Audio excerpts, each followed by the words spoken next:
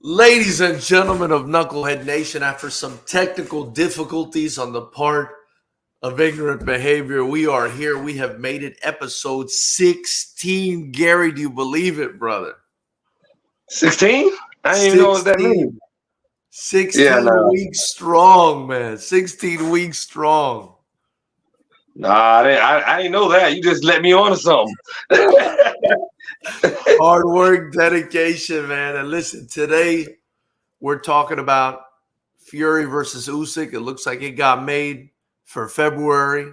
We were just talking about it on last week's show. It looks like it's made. And we're also going to be talking about Charlo. It looks like he's going to be coming back, taking a 10-rounder. I read about it a little bit. But let's start with the entree. Let's do the opposite of what the people do. We'll eat the appetizer at the end. Let's start with the entree, man. Fury versus Usyk.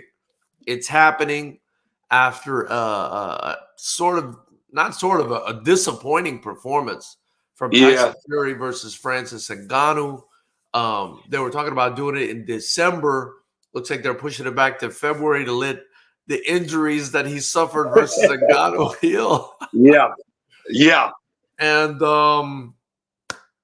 I don't know where it's going to happen. I don't know if it's going to be in Saudi Arabia. I would imagine they said in Saudi Arabia. I read in Saudi Arabia. Yeah. I would imagine that's where it's going to be. Go ahead. I said it's the money. Oh yeah, for sure. And big fight, unification fight. Johnny Nelson, former cruiserweight champion, went on record. I'm feeling good about myself, right? He's a boxing, pundit. He's involved with the broadcasting teams over there on the other side of the pond. And he says he felt like Tyson Fury's legs looked gone. His legs may be gone. He says we might find out in the Usyk fight, man. And that's kind of what I saw. So I feel like, I got a cosign from somebody that's pretty high up there. What are your thoughts, man? What are your thoughts on this fight actually getting made for February and Usyk versus Fury for all the marbles? For me, I get somebody thinks his legs are shot and everything. I can't argue with him because he's a professional, but you'll disagree with me, but you won't disagree with him. I'll disagree with him. I still do disagree with him. But I can disagree with him on his assessment. But they're gonna take whose opinion more? My opinion or professional boxer's opinion? I just think that when something happens in the sport of boxing, all the time this has happened.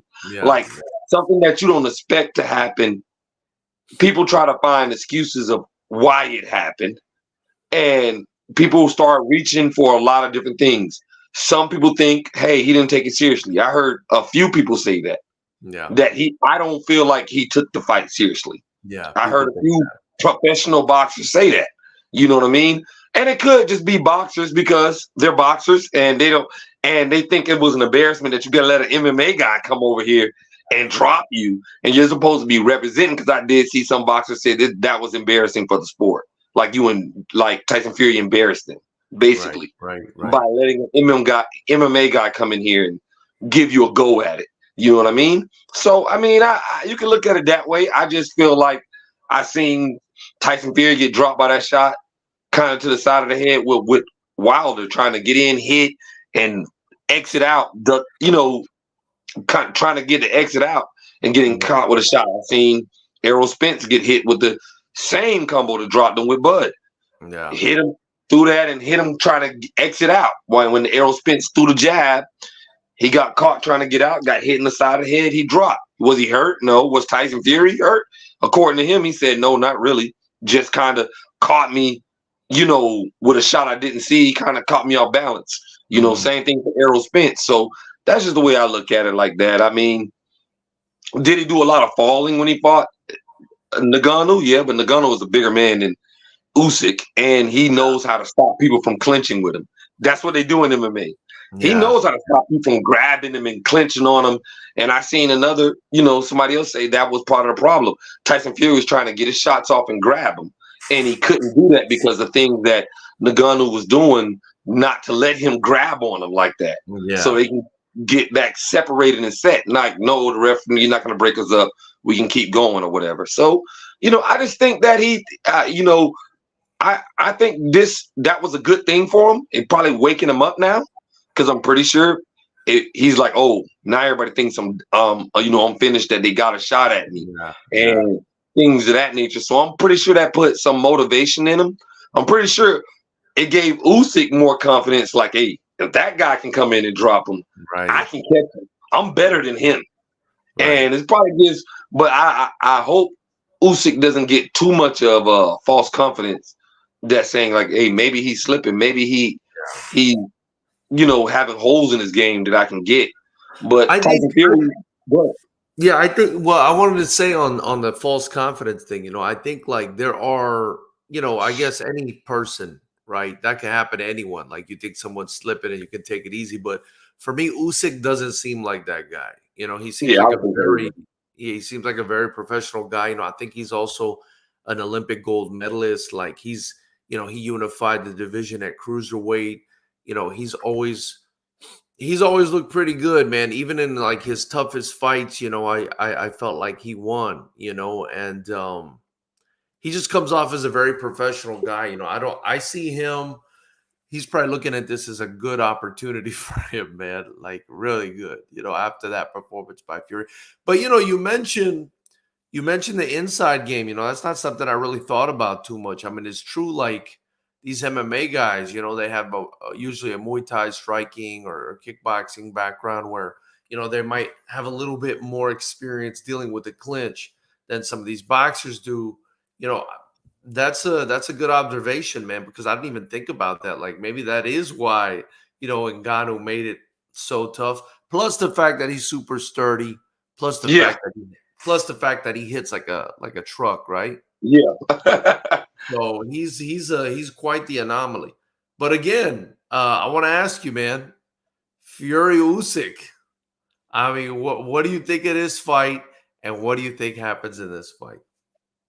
Nothing changed. I still got Tyson. Yeah. I mean, I don't see. I mean, I don't see Tyson knocking him out. I see Tyson outpointing him and going the distance. I just think Usyk isn't as big as Francis Ngannou, or as strong as Francis, or hit as hard as him probably. And Tyson Fury kind of almost acknowledged that he feels the same way that Usyk. Now, Usyk is a much slicker boxer, know how to counter, know how to do things than Francis Ngannou does. So he's a much more skilled boxer. So he'll be able to get shots in on Tyson. I don't know if he'll have anything that can really hurt Tyson, drop him like Francis did or like Wilder did. Yeah. I mean, unless Fury's legs are gone. Unless his legs are gone. Well, I think even when your legs are gone, it doesn't like you seen when Mike Tyson. I'm not going to say Mike Tyson. I'm sorry. When Muhammad Ali started, his feet, his legs, they weren't gone, but the quickness of the feet and everything started to go a little bit, and he was getting easier to catch up with because he was slower. I still feel like he still had this. If you're one of those top boxers like that, you still have ways of working around that, knowing that you have some slippage with your legs, with your athleticism or something like that to, manage it and get around it. So I don't really think that will cause him to get knocked out more. Yeah. I mean, far as that, he's a big guy. He's going to try to grab him, hug him.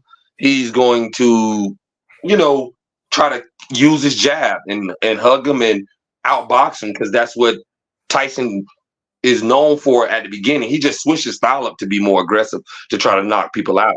But I think he goes back to when he fought Klitschko, sticking and moving. It was a boring fight, but he won it. Yeah, I think the boxing style lends itself more to Tyson Fury's style. I would probably say that my money would be on Fury as well. As good as Usyk is, I just don't think a guy his size who's trying to outbox Tyson Fury. I don't think that's the way you because he moves around a lot. He does all this fancy stuff. All that turkey jerky. Right, but I feel like Tyson can just keep him on the outside, be smart, Yeah. conserve energy, and pick him off, and beat him on a points decision. I agree with you. It would probably be a points decision.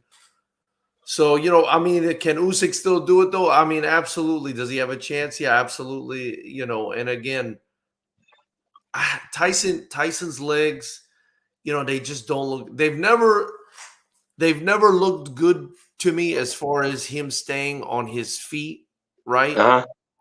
I feel like he's definitely very liable to get knocked down, man. Like I do. As great as his footwork is, I don't know. I just like I mentioned last time, I felt like his body shape is kind of odd. He's got these skinny little legs. You know how it is in basketball and football, whatever it is. They tell you kind of keep your legs wide so you don't fall over, so you have balance. I feel like that's the issue with him, and I feel like if he gets hit, he's so top heavy, he can't go down. And now his legs just didn't look great to me in that Ngannou fight, man. And even Johnny Nelson saw it, man. He said he thinks his legs are gone. We're gonna find out against Usyk.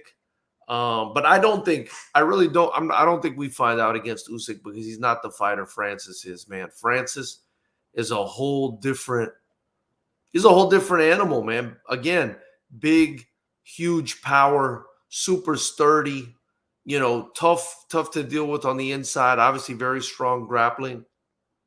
And it's still crazy to me how this guy's like kind of made this splash onto the heavyweight scene, kind of came out of nowhere. You know what I mean? It's crazy. Yeah. I'm still pumping my brakes with it a little bit because I know people want to see him fight other people. And in my head, I'm like, okay, he had a good performance against Tyson, but still let him get some more. Don't start throwing him all the top people. He still needs some work on certain things to work on. And you started just throwing him these top guys. These top guys are going to take him seriously from now on. Dead serious like they would take anybody else. Not saying that. I think Tyson took him seriously, but not serious to the point of, because like he said, he's better than what I thought, like almost like what I thought he was going to be. I didn't think he was going to be that good. He's actually a lot better than what I thought he was going to be. Yeah. And you just don't know how a guy that never really boxed is going to be. So I think there's an element of surprise there and things of that nature. It's just like when you get a bunch of things that all fall into place, it can cause for, he's better than what you thought. You've never seen him before. He's a little awkward. He's big and he's strong, and he hits like a Mack truck. Can all be things, that you're like, oh, and it surprises you, and it kind of throws you off your game, man. That's what I think. Man, and I agree with you. I don't know what he does next. I mean, after a performance like that, he's got to get another. I mean, he's definitely earned himself another big fight in the heavyweight division. Who does he fight, man? Who does he fight? By the way, shout out to Davey L. If you haven't been here before, this is your first time, please subscribe to the channel. Any super chats you drop, any merch you buy in the links below, it helps us continue to build this podcast. And the channel, we do this podcast every Monday at 10 p.m. Eastern. What do we do? What do we do with Francis Ngannou? Who does he fight, man? I mean, they're talking about Anthony Joshua. I would absolutely love to see a fight between him and Anthony Joshua, Gary. That is juicy, man. Come on. Yeah. He's not ready for it? You don't think he's ready for it? Huh? No, I was saying, I just because Anthony Joshua is a big, strong guy too, and he also has power in both hands. So, I do think that he will, cause, I don't know, a different type of set of problems than Tyson Fury would. You know what I mean? That probably, I think AJ could possibly hurt him, with his power. Because I do think AJ has more natural power than Fury. What if he went in there and knocked Anthony Joshua out? Then would you be a believer? Would you be a believer then if he went in there and knocked Anthony Joshua out? Yeah. I think though. I'm not gonna lie to you. I think, and I could be totally wrong about this. I would think that the Deontay Wilder versus him, two of the heaviest, hardest punching men in combat sports, going against each other would be a way bigger payday. Now I didn't say way. I won't say bigger payday. I think that will get everybody in their moment to try to see that.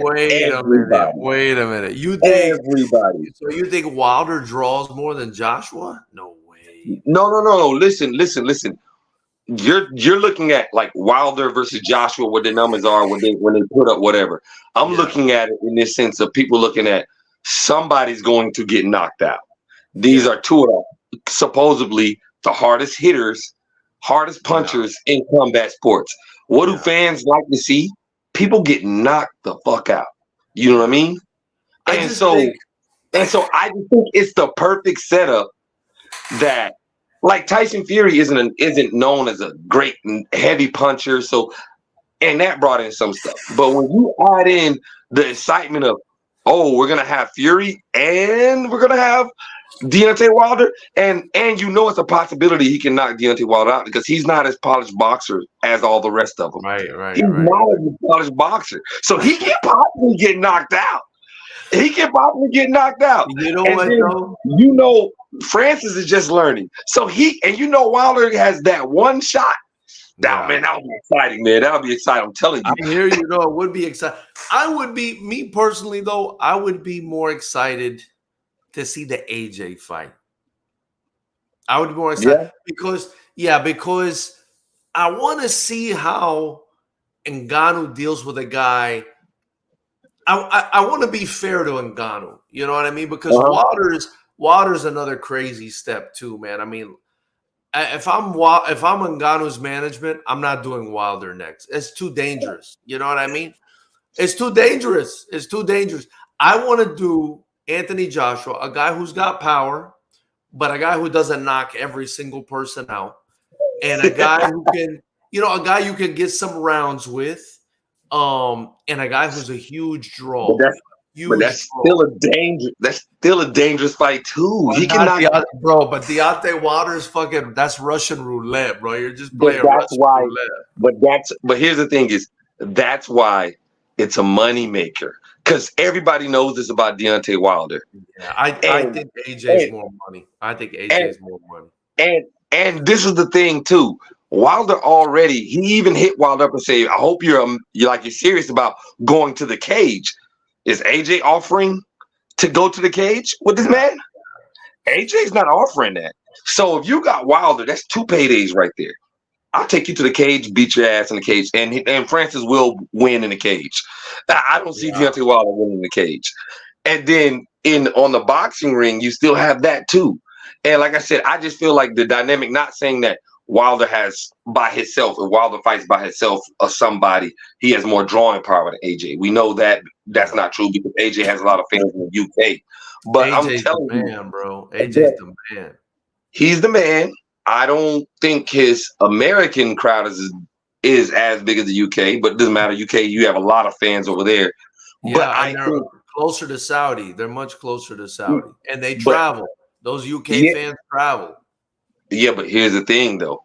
I think the UK fans are going to watch that. I think American fans, Mexican fans, Saudi Arabia, the whole world will watch that to see those two. Just me, if I'm an Arab, and I am an Arab, I would say, you know what? I'm in Saudi Arabia. I'm in charge of this event. I'm probably going to do AJ just because all those Englishmen are going to come over. They're a 5-hour flight. It's a 5-hour flight. Maybe 6 hours. People are not gonna be flying from America. I mean, they will, but no, nobody's gonna come. Well, no, I take that back. It will be celebrities that fly over there. They flew over there for the Tyson Fury. But I'm saying like, bro, like if you're just like a regular English guy, no. They're flying all over the world for you, bro. They're the best fans. Those are the best fans. You know what I mean? And that's where the money's at. And you don't want to. I don't think you want to kill it, man. You want to build the momentum a little bit, man. You put him in there with Deontay Wilder. Jesus Christ, Gary, that's Russian roulette, man. Like that's like spinning. But Deontay, I get it. But then you got that's what makes the fight exciting because I know. It only takes one hit from that guy to knock you out. But what if Francis is the one guy that can take it? That'd be crazy. What if he can hit Deontay Wilder with his bomb? Right, and Deontay Wilder take his bomb. Tyson Fury said his head is like a potted plant. That shit is this fucking big. You can't hurt that guy. That guy's the juggernaut, man. Maybe Wilder can't hurt him. Now Tyson Fury don't have power like Wilder, but he had in a later boxing focused more on being a harder puncher, sitting down on his shots and stuff, right? So he actually hit Francis with a couple good shots, and it didn't look like it moved him at all. Like I feel like he went home and was like, no, he didn't really hit that hard. That's how I feel, because it wasn't one shot that made Francis go, oh, let me take a step back. That one hurt. Or, oh, you got me. You see that throughout the fight. Somebody coming forward and they get hit and they back up a little bit off the guy and they're kind of like, all right, he got me there. The only time I've seen Francis Ngannou like flinch a little bit from the shot is, I don't know if you remember when he fought Stipe Miocic. Yeah. I think it was the rematch. And in the rematch, I think it was the rematch when Ngannou knocked him out. And what happened was Stipe hit him like Stipe like nailed him, and Ngannou went like, he kind of like stepped back a little bit, and I guess Stipe thought he was hurt, so he rushed in to finish the fight, and Ngannou took him out with a big shot. And I'm trying to think of it because I remember the Stipe fight. I remember the Stipe fight. I'm trying to remember. And I'm not even sure he was hurt. I mean, he might have just been stunned a little bit, Plus, we're talking about 4-ounce gloves, So I don't know, but I don't know. Maybe the guy just can't get hurt with 10-ounce gloves or whatever it is with boxing gloves are. Maybe he just can't get hurt, Yeah, some people are built different, Gary. Some people are just built different, bro. But hey, that's what I'm saying. So let's see it. But I mean, like I said, AJ's not a bad option either. I just think AJ is a better boxer than Deontay with power too. So AJ is more dangerous than Deontay Wilder for Francis Ngannou. For Francis, not for everybody. For Francis, because they say styles make fights. So I think you think AJ is more. So if you're Francis's manager, and they're telling you they're asking you which one is more dangerous, AJ, who's been fighting scared since the first Andy Ruiz lost, or Deontay Wilder, who has dynamite in his right hand, bro. Well, here's the thing I would say, because it's kind of like, who's more dangerous? They're dangerous in different ways. Deontay Wilder. Now you're playing semantics game. No, I'm not playing semantics. I'm not. It's like, bruh. It's like asking. Hold on, wait. It's like asking who's more dangerous. Who's more dangerous, Tyreek Hill or Calvin Johnson? No, listen to me. Listen to me. No. You have to look at it.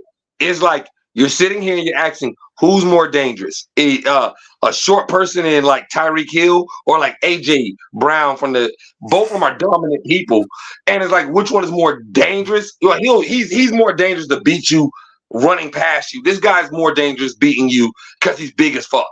You know what I mean? Well, these guys are both trying to punch you in the face. So which one? I'm just saying that you have a better chance of knocking. I feel like you have a better chance of knocking Wilder out than you do AJ. Wow, okay. Because I think AJ's defense is better than Wilder's. Even though Wilder's been getting better, I think AJ's defense is better than Wilder's. AJ knows how to set his shots up a little bit better than Wilder. Wilder just has the one punch. Who knocked Wilder out? Nobody. Only Fury. Did they not? Well, he didn't knock him out. I mean, TKO, yeah. He stopped him. Fury stopped him. Yeah. Okay. And Fury's not a heavy puncher. But AJ's been stopped too, bro. Yeah, he's stopped by Andy Ruiz. Right. But are you comparing Andy Ruiz's hands to Francis Ngannou's? I'm talking about combination punching. Francis Ngannou doesn't have better combination punching than Andy Ruiz. He got clipped. He got clipped. Yeah, but Andy Ruiz knows how to put punches in bunches. He knows how to. He knows how to get. Bro, He's a that good. that And don't Andy matter. He Ruiz got, is a bro. good inside fighter. You Bro, think Francis Ngannou is better at setting up punches than Andy Ruiz? No. But what I'm saying is he got clipped on the side of the head, just like Fury Yeah. did, whose defense is crazy good. And so Yeah. if he could clip, I think if he could clip Fury, he can clip AJ too, man. Well, yeah, of course. Yeah, he could. So, and it's not like Wilder's chinny. I mean what I'm I trying seen him get rocked by Ortiz. Ortiz rocked Wilder. He was a little wobbly doing that. But a lot of people have rocked Joshua too, bro. Yeah, I know. But I'm just saying those are good. I'm trying to understand. If you look at Deontay Wilder's fight and Tyson Fury fights, no, I'm sorry, AJ fights, who would you say gets hit more? AJ or Wilder? Yeah. Who did you say get hit more? Honestly, that's a tough one. So because wait a minute, talking about fights that go past the first round for Wilder. And let me tell you why. Right, because he hasn't given people the chance to hit him that much, other than Fury and Ortiz. And then AJ, like even when we saw in his last fight, he fought that guy, that big Viking guy that Wilder knocked out in one round. That guy was touching him up, man. That guy bloodied his nose. That guy was touching him up the whole fight, man. Yeah, I'll give you that. Dillian White rocked him when they fought. Klitschko dropped him. Almost finished him when they fought. Andy Ruiz, punched him all over the ring. He punched him all over the ring. So I would say Joshua's defense is better, but he still gets hit, and he doesn't have the eraser. He has an eraser. Now, let me ask you something. This is something that don't change now. Hey, don't change now, because before in the past you said it's about Wilder and everything. Who are those people that he fought, right? Yeah. Like that's always been your thing. Well, AJ fought. He fought Dillian White. He fought this guy, that guy. Yeah, AJ has the best. AJ has the best resume. AJ has the best resume. He fought Klitschko, got dropped by one of the greatest boxers of all time. Wow, Klitschko was one of the greatest heavyweights ever. He was older, but he was still beating people. Yeah, so he's one of the greatest. So Wilder has. If Wilder fought Klitschko, he might get dropped too. I just think Wilder. Okay, look, Wilder for me is more dangerous than AJ because he's a wild card. He's what his last name is, man. You don't know what you're gonna get. It's like Jack in the Box, bro. At any time, this thing is just gonna pop out and hit you, and you might be gone. The only person to ever survive. Let's be honest. The only person to ever survive that right hand, and I don't know if that was a show. I don't know if that was divine intervention, the way he got up, like the fucking Undertaker. I don't know what that was, how this guy got up. But he's the only person. I'm talking about Fury when he fought Wilder. He's the only person to survive that right hand in history. So. And what happened? And let me ask you something. What happened after he survived the hand? He wins, right? I hear you. I hear you. But what I'm saying is, like, you're talking about a guy in Ngannou who's had one boxing match. Yeah. That's why I don't like him against AJ. If he gets hit, he's gonna get hit. He's gonna get hit. I'm more worried about what happens to him if Wilder hits him than if AJ hits. I feel like he'll deal with AJ's punch.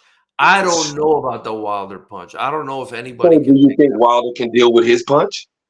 I don't know either. I listen. If he can knock out Wilder, though, he can knock out AJ. If he can knock out Wilder, he can knock out AJ.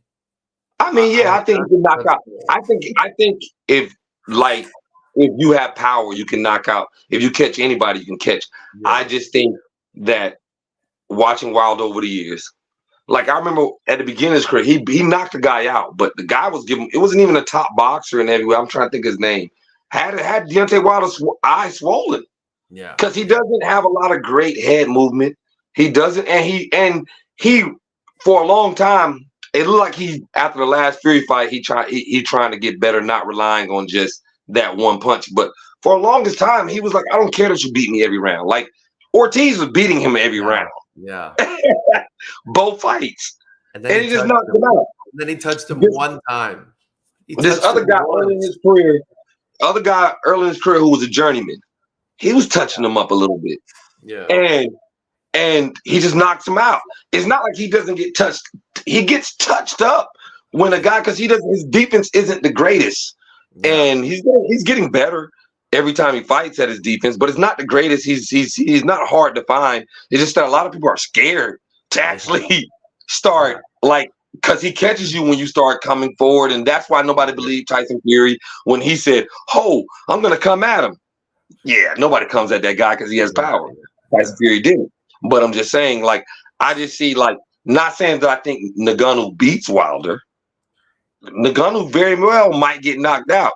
But I think, if you're looking at somebody skill-wise, setting up punches, defense, things of that nature, I think out of all the fighters you're looking at, Usyk, Tyson Fury, AJ, all those people, and you agreed with me a long time, you thought this too, that AJ was a better boxer than Wilder. He is a better fighter. You used to always say he's a better fighter than Wilder. That I don't know, but he's definitely Did you not used to say that? George, did you not used to say that? I don't remember. I do think AJ's a better boxer. I agree with you. But for me, Wilder's more dangerous, man. Wilder's a dangerous guy, man. Of course, he's always dangerous. Because it's the same reason Francis Ngannou's dangerous. You don't know what you're gonna get. It's unorthodox. You don't know what the shit about this guy, and he comes out there and he drops the lineal heavyweight champion because he's got power in both hands. He's got an iron chin. He's super in shape. That was just, I don't know. That was just amazing. But I guess, I don't know. To me, it sounds like the AJ fight is closer to happening, but I could be wrong. You think the AJ fight is closer to happening? Because AJ, when they first asked him about it before the Tyson Fury fight, when they asked him about that, he said he's not interested in those type of things. Deontay Wilder was the one that jumped in and said he'll do that and I'll come in the cage. Yeah. So AJ, when they first asked AJ about the crossover fights and everything like that, just like Tank said when they asked him about someone else, he said that he doesn't, Sean O'Malley. Yeah, Sean O'Malley. Yeah, he said he's not interested. He has bigger goals, bigger things. Yeah, same. Yeah. I hear you. It's just I don't know. It's exciting. I enjoy talking about it. I do think the AJ fight's happening next. Like I said, I think Eddie Hearn's he's very comfortable, and the Saudis are probably comfortable with him. He's done a bunch of events there already. I think it's the easier fight to make, but maybe both fights can be made, and it's no longer really a gimmick fight only, Ngannou has clout now. I mean, whether it's as much clout as a Wilder or AJ, I don't know about that, but he's got clout now. He dropped Fury. He made a real good account of himself. And here we are. Give me 1 second, George. I have to use the bathroom. I'll be right back. All right. I'll advertise while you're doing that. So, knuckleheads, while Gary's taking a shit, be sure to subscribe to the channel. Join the channel. It's just $9.99 a month. It's how you help me grow this channel. Get your merchandise below. Also helps us grow the channel. Get your FightersRep shirt. And be sure to get your tickets to FightersRep 20. It goes down November 18 at the beautiful Commerce Casino in Commerce, California, basically right near East Los Angeles. An absolutely amazing event. We're sitting at 18 fights right now, and it's going to be a fantastic event. Don't miss it for the world. And yeah. So we've got 18 fights lined up for you. Very excited about it. And it's always a good time. You know, the Commerce Casino has some of the best drinks. They got great food. You come out, you watch the fights. You know, we got probably the best strikers. I'm not going to lie, probably the best young strikers on the planet, especially on this upcoming show on the 18th. This one's going to be an all amateur show, but very, very high level. These kids are very hungry. I mean, think college football, right? They're doing it for the passion. And, you know, we're sitting at a 50% finish rate at FightersRep. You know, people come out there to fight. The kickboxing rule set forces you to fight. The clinching is only allowed for like 3 to 5 seconds and only if it's active. So, you know, you can't just hold to stall. If you hold to stall, the referee's going to break you up and force you to fight. You know, and that's kind of what the rule set is about. So I think you guys will love it very much. FightersRep 20, November 18. Get your tickets at FightersRep.com. The link's below as well. And, of course, if you can't make it, you could join the channel. That's the only way to watch the event live. So as we wait for Gary, you know, to get back from taking a dump, you know, what I wanted to say was, you know, I'm still blown away. I'm still blown away by Francis Ngannou's performance. I think it's fantastic. I can't believe this guy's changed his life in this fashion. And I'm very happy for the guy. You know, I'm one of those people that's genuinely happy for other people when they do well. This guy's changed his life for the better. And now he's become an actual like contender in the heavyweight division. This guy's become a contender in the heavyweight division off of one fight against the lineal heavyweight champ, made a great account for himself. I still can't believe he dropped Tyson Fury like that. It's just amazing. It's amazing to watch. It's amazing to watch, and it's amazing to be part of the heavyweight division at this time. And I remember just a few years back, you know, I don't know if you guys remember, but just a few years back, the heavyweight division. It's all good. People were talking about the heavyweight division as if it was boring. And here we are. So anyway, Gary, I think we should move on to the next topic, man, that you wanted to discuss too. And I appreciate you giving me the input on this one. It looks like Charlo is making a comeback. It looks like he's going to be taking a 10-round fight. And do you know who it's against? Did you see who it might be against? Benavidez Jr.? That's right. The brother. The one that fought Crawford. Yeah, I know. You know, I mean, I guess it's not a horrible comeback fight. It's not a horrible comeback fight, but I do think but I do think like Benavidez definitely like well past his best. Well past his best. But you know, it's a name and it's a way to come back, I guess, you know. I mean, Jamal, I mean, the thing you want to buy him is his mental state. Yeah. How his mind is. And what he hasn't fought in like 2 years. Yeah. What happened? You know what? I missed the boat on that. Why has he been out so long? What's the deal? There was mainly that he had some mental things that he was going through that he wanted to fix and want to do. That's kind of how him and his brother kind of stopped talking, because he wanted to separate from the lifestyle that his brother and things that were going on, and he just needed a break, and he had to deal with some personal issues and some mental things that he had going on.